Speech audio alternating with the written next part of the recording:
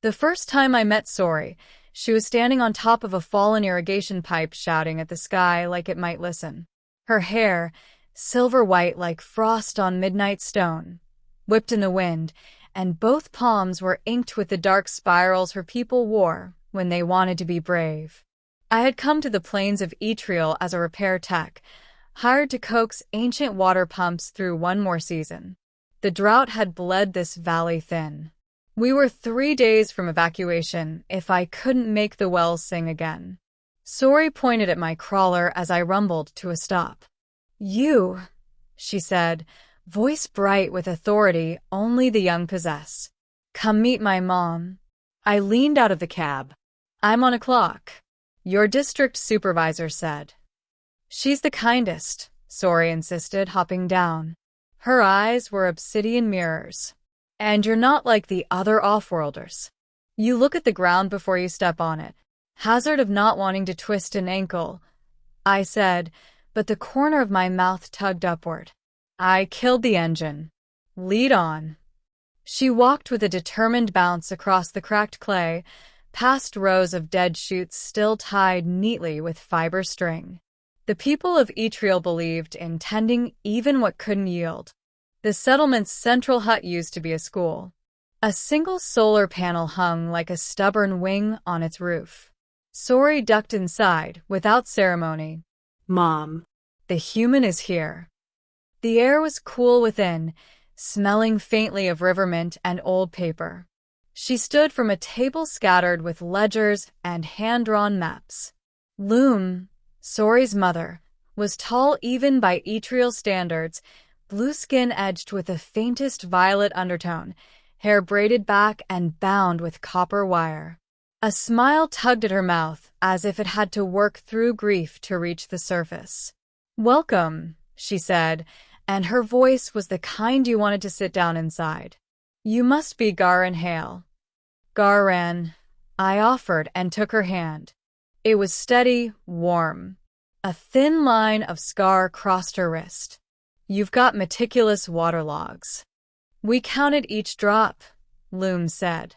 "We thought gratitude might call rain. When that didn't work, we called you." Sori climbed onto a chair. "He'll fix it. Then we don't have to move. Right, Garran?" I glanced at Loom. She watched me with the patience of someone who has learned to survive disappointing news. "I'll try," I said. "And I'll need someone who knows every sound this well has ever made." At that, Sori grinned as if I'd offered her the stars. The well sat like a stubborn heart in the middle of the fields, iron ribs visible through peeling paint. I dismantled the intake assembly and fed a microdrone down the throat to have a look at what a century of sediment had done. Sori knelt beside me, offering tools with solemn concentration. Loom took measurements, then waited without hovering, a presence both calm and fierce. "Your irrigation lines," I said, peering at the data streaming across my pad, "are genius. Who designed the crossfeed gates?" Loom wiped her hands on a cloth. "Sori's grandmother," she said softly. "She believed in redundancy. She believed in people staying." "Mine says we must give the land a reason to miss us," Sori added. "You give it your best manners, and it might ask you to visit again." "My grandmother says something similar," I admitted, and Sori beamed like we'd shared a secret handshake across light years.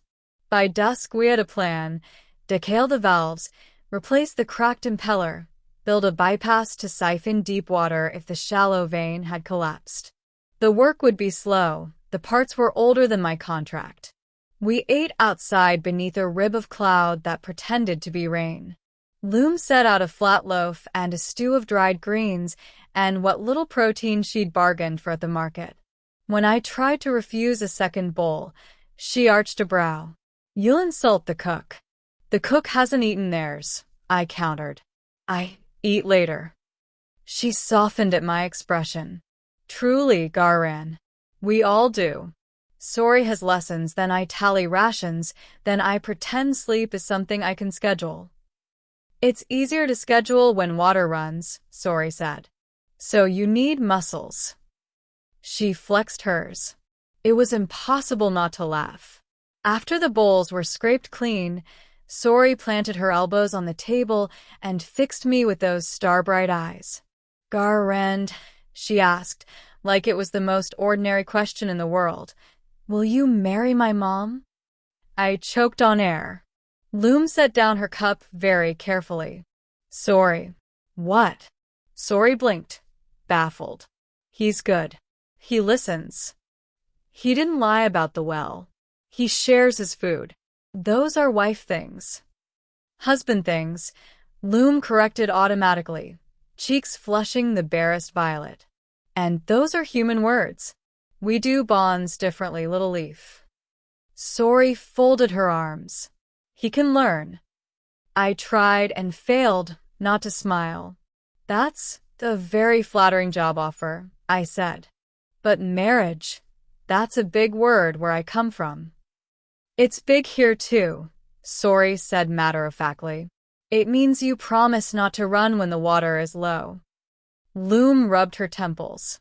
My child believes every kindness is a declaration, she murmured. Then she met my eyes. Please forgive her. Her father died last winter. She learned quickly what leaves.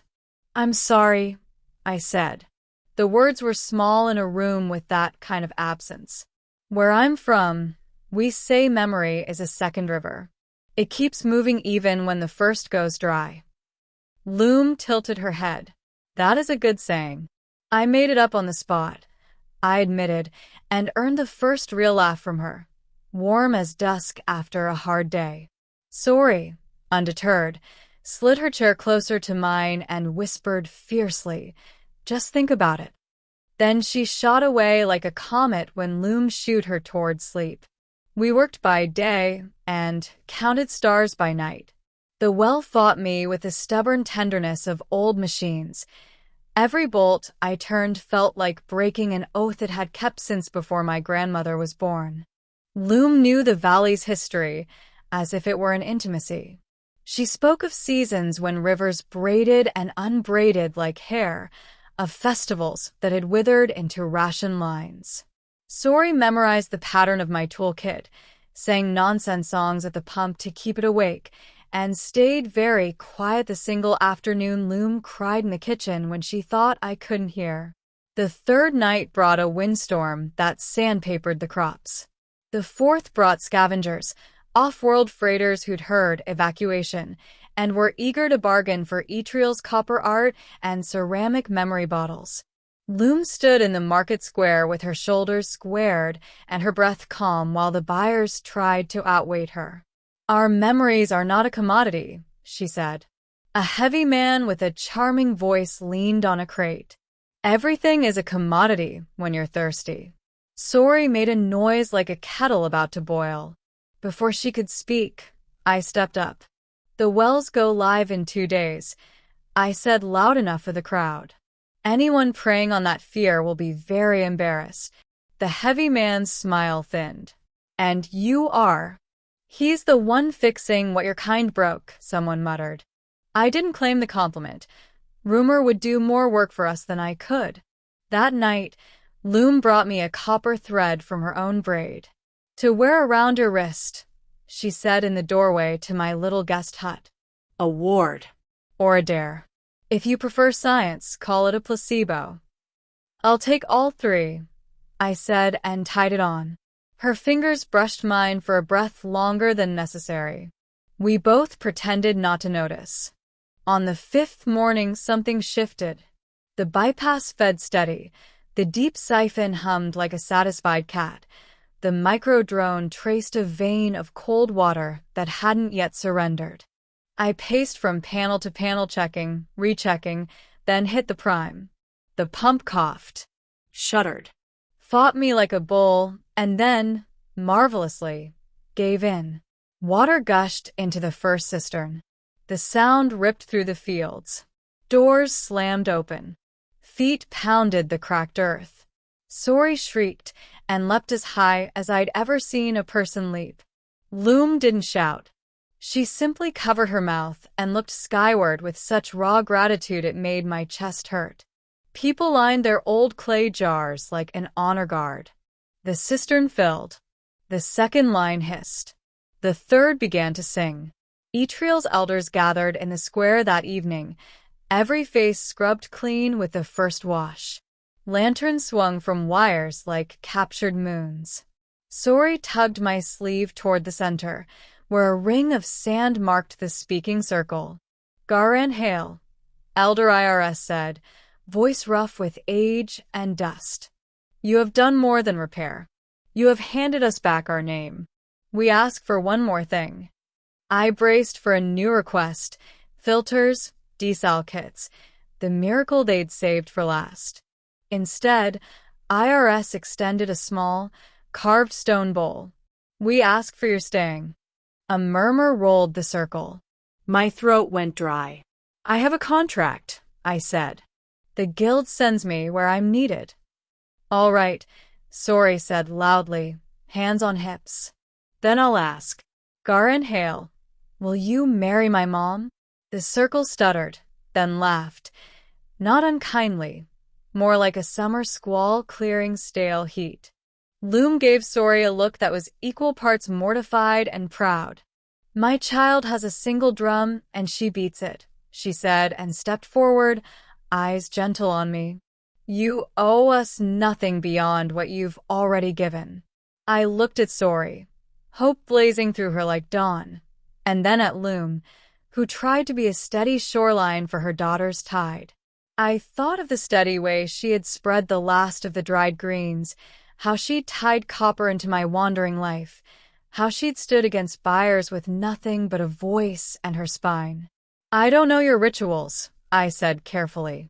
On my world, marriage is a promise to walk, not to float. It's choosing to pull the same plow when the field is stubborn. I swallowed. I can't promise forever. My body belongs to faulty knees and corporate notices. But I can promise this. I will ask the guild for transfer. I will commit to this valley a year at least. I will court with work. If at the end of that I looked at Loom, and your people still want me, I'll stop asking for permission and start asking for a vow. Silence held a breath. Then Sori clapped once, like a shot of light. Loom's eyes were bright. That is a human answer, she said, and her smile came without having to fight through grief. And a good one. The elders conferred in quick murmurs. Elder IRS lifted a hand. We honor a path walked step by step. The bowl, Garran. I took it. Place it on the shelf. If it remains there a year from tonight, you and Loom, and Sori, who is clearly part of this contract, will decide together what words belong next. I set the bowl on the communal shelf where other vows waited, a half-woven net, a rusted key, a feather wrapped in flax. Sori bounced, grabbed my hand, and tugged me into a clumsy dance the children started. Loom laughed, then joined, the three of us moving in a pattern I didn't know but could learn. The year was not kind, but it was generous. The rains came late and hard. The pump's old bones complained. 3 times we fought the freighters back with paperwork and stubbornness. I learned Etriel songs. Sori learned to splice conduit. Loom learned, slowly, to sleep before dawn. The guild, against its habits, approved my transfer. Copper darkened on my wrist. On the night like the first, lanterns bright, bowls gleaming, I took the stone down from the shelf and brought it to the circle. Words crowded my throat. Sori saved me from my own speech. See, she told the elders, hands flung wide. I told you he looks at the ground before he steps. The laugh broke the tension. I turned to Loom. She wore a dress the color of the first deep water we siphoned, copper in her hair, a line of peace running through her like a river found. I still don't know all your words, I said. But I know the work. I know the walk. I choose it if you choose it. Loom reached for the bowl, Then for my hands. We choose, she said simply. The circle echoed it, we choose, and the sound was a benediction. Sori squeezed between us, triumphant, and grabbed our joined hands like reins. Good, she declared, because the vines need training tomorrow, and the east field still sulks when it doesn't get sung to. Is that a wife thing or a husband thing? I asked. It's a family thing, Loom said, and leaned her forehead to mine in the Etriel way. We planted new shoots at dawn. The well hummed. The valley breathed. And when the wind came across the fields, it tasted faintly of copper and bread and the sweet, ordinary promise of water that would keep coming, drop after drop, day after day, because we had chosen to stay and be chosen in return.